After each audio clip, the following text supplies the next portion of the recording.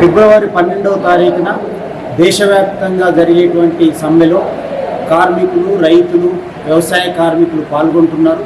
దీంట్లో చేతి వృత్తిదారులు కూడా పెద్ద ఎత్తున పాల్గొని ఈ సమ్మెను జయప్రదం చేయాలని చెప్పి చేతి వృత్తిదారుల సమన్వయ కమిటీ తరఫున విజ్ఞప్తి చేస్తూ ఉన్నాం.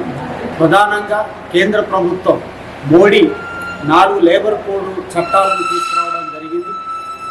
ఎన్నో సంవత్సరాలుగా పోరాటం చేసి సాధించినటువంటి కార్మికుల హక్కులని కాలరాసేటువంటి ప్రయత్నం చేస్తున్నాడు. అట్లాగే లక్షలాది మంది ఆధారపడి జీవిస్తున్నటువంటి ఉపాధి హామీ పథకాన్ని కూడా క్రమంగా తీసేయాలనేటువంటి ప్రయత్నం చేస్తున్నారు.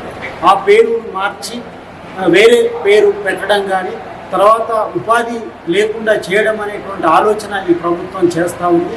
అట్లాగే విత్తన చట్టం రాష్ట్ర ప్రభుత్వం ఆధీనంలో ఉన్నటువంటి దాన్ని కేంద్ర విత్తన చట్టం తీసుకొచ్చి రైతులకు కూడా నష్టం చేసేటువంటి చర్యలు చేపడుతున్నారు.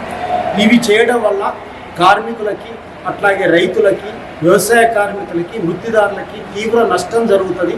అందుకని మనందరం కూడా పెద్ద ఎత్తున దీనికి వ్యతిరేకంగా పోరాటం చేయాల్సినటువంటి అవసరం ఉంది.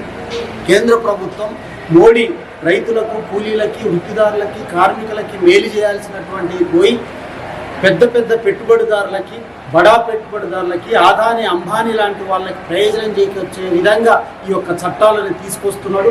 వీటికి వ్యతిరేకంగా పెద్ద ఎత్తున పోరాటం చేద్దాం.